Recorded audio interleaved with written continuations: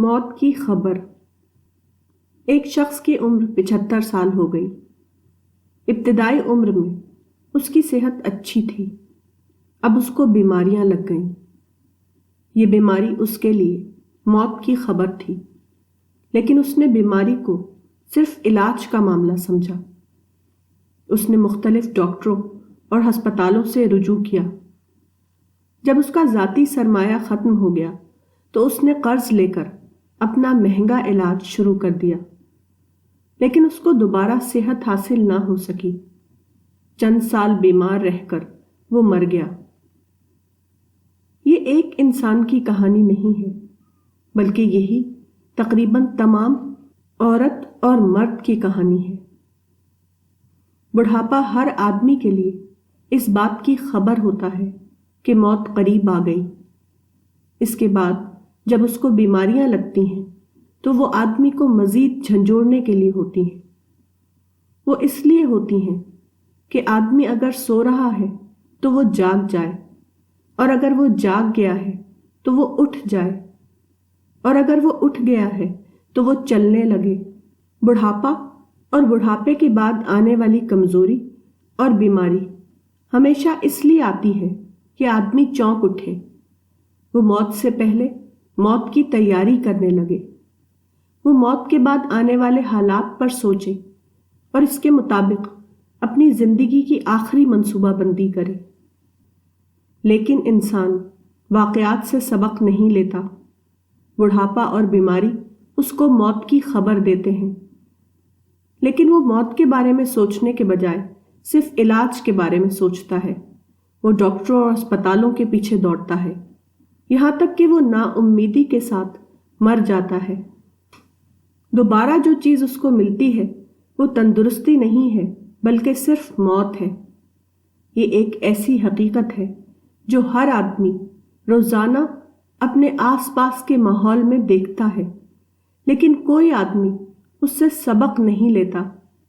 اس معاملے میں ہر آدمی اندھا بنا ہوا ہے۔ وہ صرف اس انتظار میں ہے کہ موت اس کی آنکھ کھولے، لیکن موت کے بعد آنکھ کھلنا کسی عورت یا مرد کے کچھ کام آنے والا نہیں۔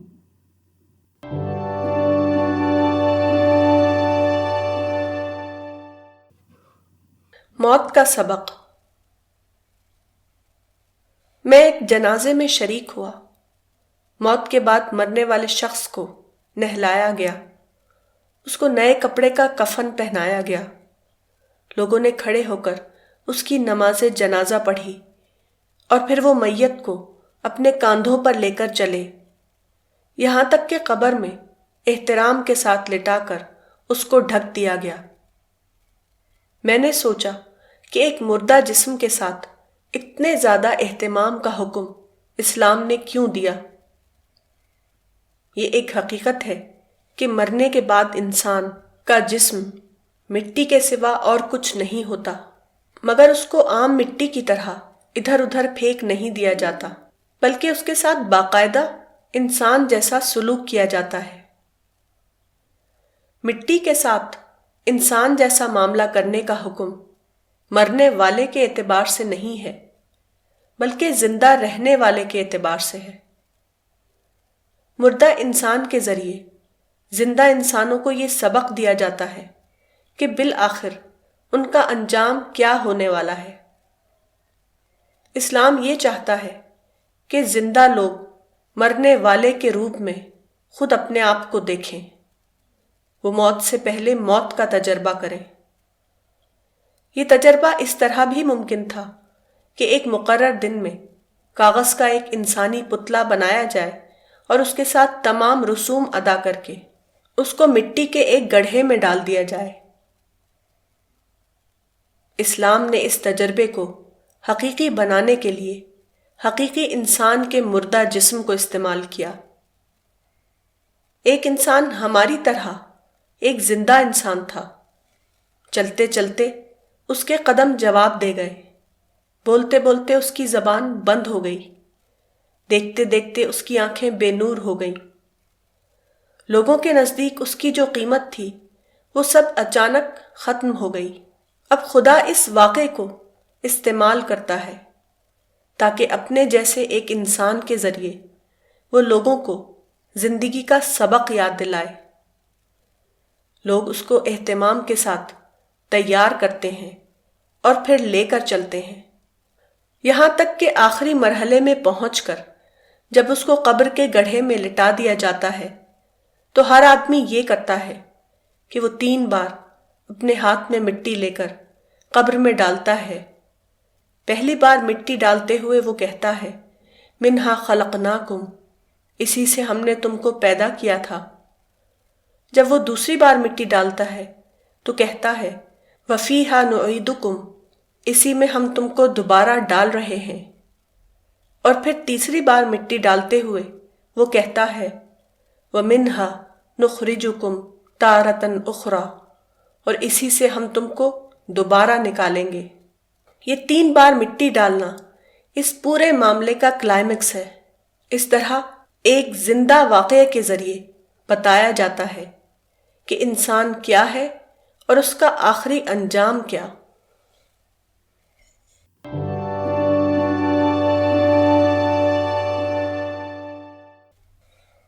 اپنی نماز جنازہ۔ دہلی میں ایک مسلمان کی موت ہوئی۔ نماز جنازہ پڑھانے کے بعد ان کو ایک مقامی قبرستان میں دفن کیا گیا۔ مولانا محمد ذکوان ندوی نے بتایا کہ وہ اس نماز میں شریک تھے۔ نماز شروع ہونے والی تھی تو ان کے پاس کھڑے ہوئے ایک مسلمان نے پوچھا فرض کی نیت کروں یا سنت کی نیت کروں؟ انہوں نے کہا کہ خود اپنی نماز جنازہ کی نیت کرو۔ اس آدمی کو حیرانی ہوئی۔ بات کو انہوں نے اس آدمی سے کہا کہ کسی کے مرنے پر جنازے کی نماز پڑھنا محض ایک رسم نہیں، وہ ایک سنگین حقیقت کی یاد دہانی ہے۔ یہ حقیقت کہ مرنے والے کی جس طرح موت ہوئی ہے اسی طرح میری موت بھی ہونے والی ہے۔ بعد جماعت نماز جنازہ دراصل اسی حقیقت کی یاد دہانی ہے۔ حقیقت یہ ہے کہ سچی نماز جنازہ اسی انسان کی ہے جو دوسرے کی موت میں اپنی موت کو یاد کرے۔ وہ سوچے کہ آج جو کچھ مرنے والے کے ساتھ پیش آیا ہے وہی خود میرے ساتھ پیش آنے والا ہے۔ موت کو دیکھ کر جو آدمی اس طرح سوچے وہ جب جنازے کی نماز کے لیے کھڑا ہوگا تو اس کا احساس یہ ہوگا کہ میں خود اپنے جنازے کی نماز پڑھ رہا ہوں۔ جو کچھ دوسرے کے ساتھ آج پیش آیا ہے وہی میرے ساتھ کل پیش آنے والا ہے۔ آدمی کو چاہیے کہ وہ ہر لمحہ اپنی موت کو یاد کرے۔ جو شخص اتنا زیادہ غافل ہو کہ دوسرے کی موت کو دیکھ کر بھی اس کو اپنی موت یاد نہ آئے، وہ گویا کہ بے حس پتھر ہے۔ وہ بظاہر انسان ہے لیکن وہ انسانی صفات سے اسی طرح خالی ہے جس طرح پتھر کا کوئی مجسمہ انسانی صفات سے خالی ہوتا ہے۔ موت کو یاد کرنا حساس یا سینسٹیو انسان کی صفت ہے، اور موت کو یاد نہ کرنا بے حس انسینسٹیو انسان کی صفت۔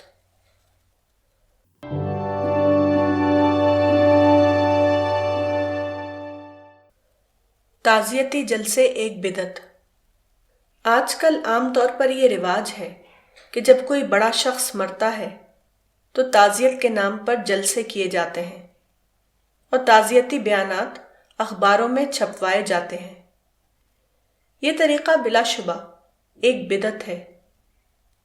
اس قسم کی تعزیت کا اسلام کی تعلیمات سے کوئی تعلق نہیں۔ یہ محض ایک مظاہرہ ہے، نہ کہ کوئی اسلامی عمل۔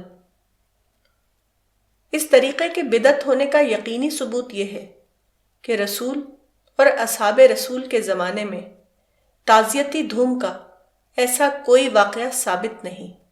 موت کے بارے میں اسلام کا طریقہ کیا ہے؟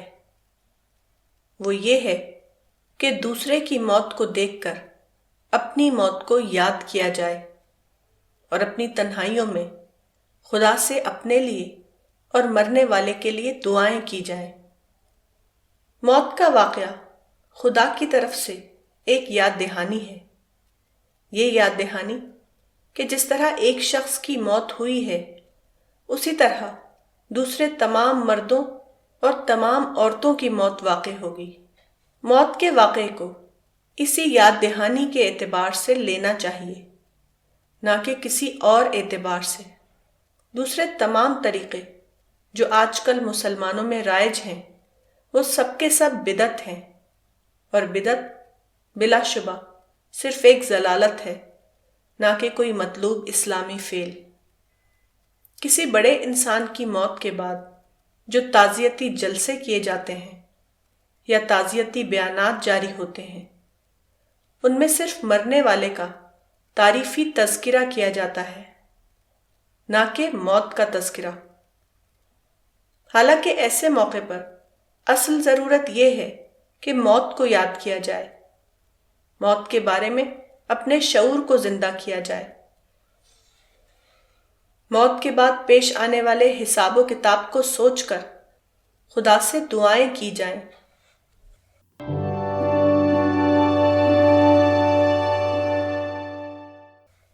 جنت کا مستحق کون؟ جنت خوشیوں اور راحتوں کی ایک ناقابل قیاس دنیا ہے۔ جنت صرف ان لوگوں کو ملے گی جو ناقابل قیاس کردار کی قیمت دے کر اس کا استحقاق ثابت کر دیں۔ جنت ابدی خدا کے پڑوس میں ابدی سیٹ حاصل کرنے کا نام ہے۔ القمر۔ اس قسم کی غیر معمولی اقامت گاہ صرف انہی خوش قسمت لوگوں کو مل سکتی ہے جو اس کی اعلیٰ قیمت دینے کا حوصلہ کر سکیں۔ جنت کی ناقابل قیاس سیٹ کو پانے کے لیے انسان کو ناقابل قیاس عمل کا ثبوت دینا ہے۔ اس کے لیے ضروری ہے کہ آدمی ناقابل مشاہدہ یا ان آبزرویبل کو قابل مشاہدہ یا آبزرویبل بنا سکے۔ وہ زمان و مکان یا ٹائم اینڈ سپیس کے اندر رہتے ہوئے زمان و مکان کے باہر دیکھنے والی نگاہ پیدا کرے۔ وہ الفاظ کے تاریک جنگل میں معنی کی روشنی کو پا سکے۔ وہ خواہشوں کے سمندر میں رہتے ہوئے اپنے آپ کو اس سمندر میں ڈوبنے سے بچائے۔ وہ انانیت کا پہاڑ ہوتے ہوئے اپنے آپ کو بے انا یا ایگو لیس بنا سکے۔ وہ بدخواہ لوگوں کی بھیڑ میں رہتے ہوئے اپنے آپ کو لوگوں کا خیر خواہ یا ویل وشر بنائے۔ وہ کامل آزادی کا مالک ہوتے ہوئے اختیارانہ طور پر اپنے آپ کو سرنڈر کر دے۔ وہ نہ بولے ہوئے الفاظ کو سنے اور نہ دکھائی دینے والی حقیقت کا اعتراف کرے۔ وہ جھوٹ سے بھری ہوئی دنیا میں سچ بولنے کا ثبوت دے۔ وہ بددیانتی یا ڈس آنیسٹی کے ماحول میں دیانت داری یا آنیسٹی کے رویے پر قائم رہے۔ خدا کے فرشتے دن رات سرگرم ہیں کہ وہ ان لوگوں کی فہرست تیار کریں جو آخرت میں خدا کی جنت میں داخلے کے مستحق قرار پائیں۔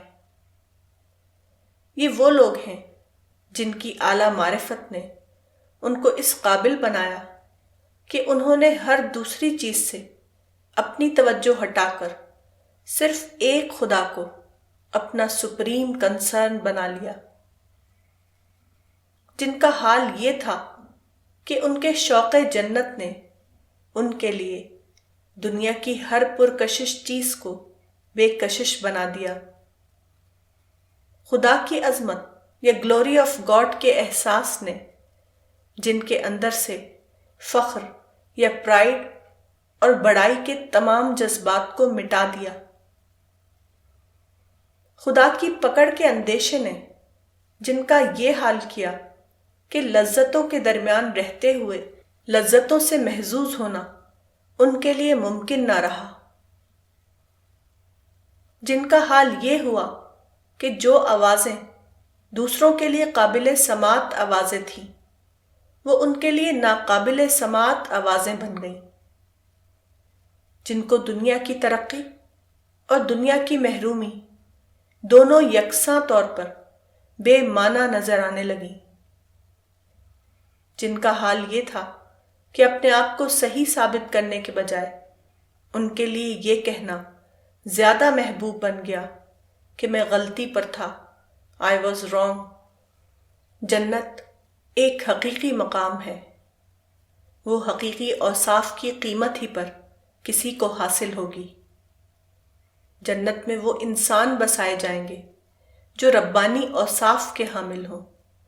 جو لوگ موجودہ دنیا میں اپنے آپ کو ان ربانی اوصاف کا حامل بنائیں، وہی وہ لوگ ہیں جو جنت میں بسائے جانے کے قابل ٹھہریں گے۔ جنت کسی کو پراسرار اسباب کے تحت نہیں ملے گی، بلکہ وہ کامل طور پر معلوم اسباب کے تحت ملے گی، اور وہ معلوم اسباب یہی ہیں کہ موجودہ دنیا میں آدمی اپنے آپ کو ان ربانی اوصاف کا حامل بنائے۔ جنت سچے انسانوں کی کالونی ہے۔ موجودہ دنیا میں انہی سچے انسانوں کا انتخاب یا ریکروٹمنٹ کیا جا رہا ہے۔ موجودہ دنیا کی زندگی میں جو لوگ کامل طور پر سچے انسان ثابت ہوں، وہی جنت کی ابدی دنیا میں بسائے جانے کے قابل ٹھہریں گے۔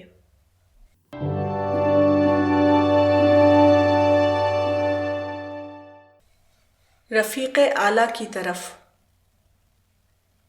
قرآن کی سورہ نمبر 66 میں بتایا گیا ہے کہ قدیم شاہ مصر کی مومن بیوی حضرت آسیہ کے لیے جب بادشاہ نے موت کا حکم صادر کیا تو اس وقت ان کی زبان سے یہ دعا نکلی، رب ابنی لی عندک بیتن فی الجنہ التحریم، یعنی اے میرے رب تو میرے لیے جنت میں اپنے پاس ایک گھر بنا دے۔ یہ عام مومن کے الفاظ میں کی ہوئی ایک دعا ہے۔ یہی دعا رسول اللہ صلی اللہ علیہ وسلم کی زبان سے آخر وقت میں پیغمبرانہ انداز میں اس طرح نکلی، اللہم الرفیق الاعلی، اے اللہ رفیق اعلی۔ یہ دونوں دعائیں اپنی حقیقت کے اعتبار سے ہم معنی ہیں۔ پہلی دعا عام مومن کے الفاظ میں کی ہوئی دعا ہے، اور دوسری سطح پیغمبرانہ سطح پر ایک نبی کی زبان سے نکلی ہوئی دعا۔ یہ دونوں دعائیں دراصل موت کی نسبت سے مومنانہ جذبات کا اظہار ہیں۔ اس کا مطلب یہ ہے کہ مومن پر جب موت کا لمحہ آئے تو اس کا احساس مذکورہ قسم کی دعا میں ڈھل جائے۔ اس وقت مومن کا احساس یہ ہونا چاہیے کہ جب اہل دنیا سے میرا ساتھ چھوٹے تو مجھے خداوند ذوالجلال کی قربت حاصل ہو جائے، مجھے انسانوں کی مجلس سے اٹھنا پڑے تو مجھے فرشتوں کی مجلس میں شامل ہونا نصیب ہو جائے، جب موت مجھے اپنے لوگوں سے منقطع کر دے تو میں اکیلا نہ ہو جاؤں، بلکہ مجھے اعلیٰ تر مجلس میں خدا کی معیت کی نعمت حاصل ہو جائے۔ میرا سفر موت میرے لیے رفاقت ادنا سے رفاقت اعلیٰ کی طرف سفر بن جائے۔ مذکورہ دعا کی حیثیت محض دعائیہ الفاظ کی نہیں ہے، وہ سچے مومن کی داخلی تڑپ کا لفظی اظہار ہے۔ ایک سچے مومن کی تمنا یہ ہوتی ہے کہ موجودہ مرحلہ حیات کے مقابلے میں اگلا مرحلہ حیات اس کے لیے زیادہ بہتر ثابت ہو۔ موجودہ دارالامتحان میں اس کو خدا کی جو نعمتیں عارضی طور پر ملی ہوئی ہیں، وہ نعمتیں اس کو موت کے بعد کی دنیا میں زیادہ اعلیٰ طور پر خدا کے ابدی انعامات کی صورت میں عطا ہو جائیں۔ موت اس کے لیے ناقص دنیا سے نکل کر کامل دنیا میں داخلے کا ذریعہ بن جائے۔